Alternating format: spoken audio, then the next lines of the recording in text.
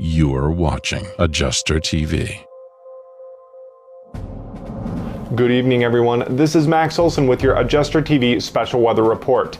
Two tropical depressions have formed, and both of which will be making their way towards the U.S. mainland. Potential impacts and timeline for both of those systems.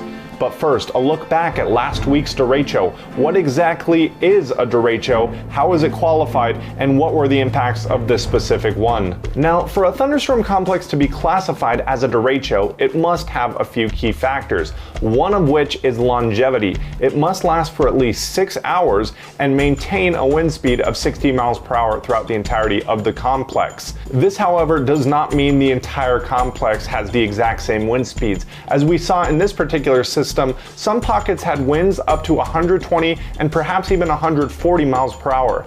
That's the same wind speed that you would find in a Category 4 hurricane.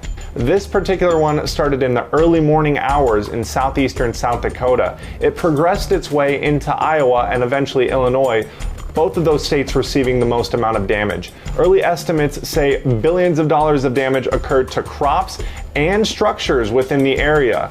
Ultimately, the damage is still being calculated, but what we do know for sure is that deployments are happening because of this. I know of multiple people who are out in Iowa currently around the Cedar Rapids area where the strongest wind speeds were observed, some of which are doing vehicle inspections from vehicles that were completely sandblasted. Others are looking at crops, and some are looking at farm structures, outbuildings, houses that received roof damage. There's a lot to cover in this entire segment that went through Iowa into Illinois. It's a pretty big surface area covered, and it's going to take a long time for the people in this area to recover. This was a pretty unprecedented derecho because of the wind speeds. As we said earlier, some estimates say that wind speeds got up to 140 miles per hour, which is pretty much as high end as you can get with a derecho. Usually to get those type of wind speeds, you have to have some type of very intense low pressure, meaning a tornado or hurricane. It's very uncommon for derechos to have that type of wind speed. So this will definitely go in the record books as one of the most intense in recorded history.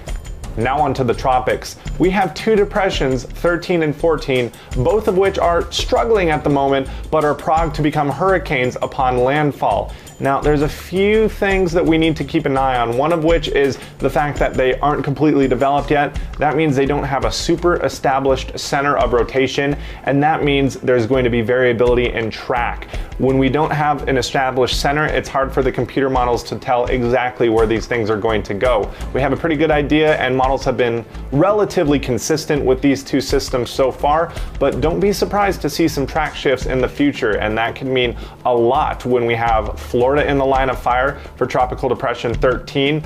We have the Yucatan Peninsula for Tropical Depression 14, and then eventually the Gulf coasts for both. It looks like Tropical Depression 14 is going to bypass the Yucatan, go up through the Gulf, and potentially make a landfall somewhere in Texas or Louisiana sometime early next week, probably Tuesday or Wednesday.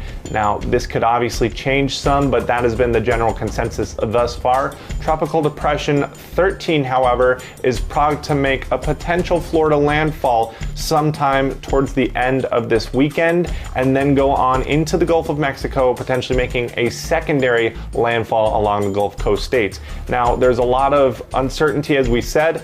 There could be track shifts to the south or north, and that would greatly impact the impacts, right? If this thing doesn't make landfall over Florida, it's going to have more time in the ocean. But if it goes too far south, you're going to be going over the islands.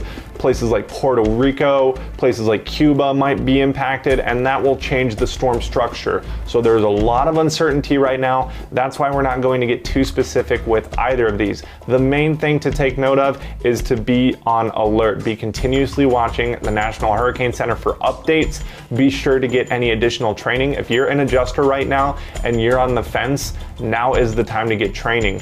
Not only do we have these two systems, we still have waves coming off of Africa. It's been an incredibly active season so far. If you're not training right now, then you are potentially missing out on deployments. There are going to be deployments if these systems continue to progress the way they are. Potentially both making landfall at the same time. That's going to impact a very, very large surface area of the United States. There's going to be flooding. There's potentially going to be wind damage. This is the time to get that last minute training in. Now we're going to continue to monitor these two systems as they make their way towards the US mainland.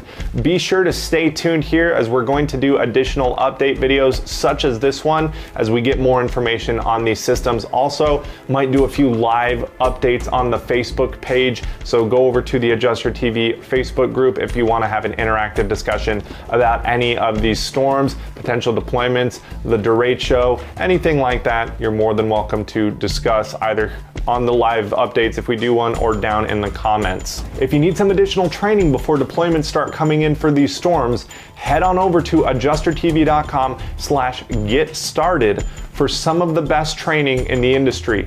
Also head on over to iapath.com if you're interested in auto training.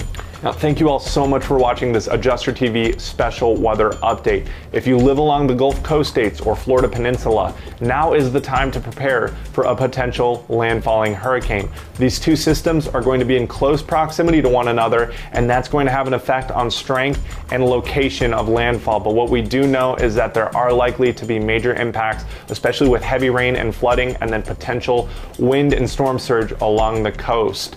Once again, thank you all for watching. Stay safe and have a great rest of your week.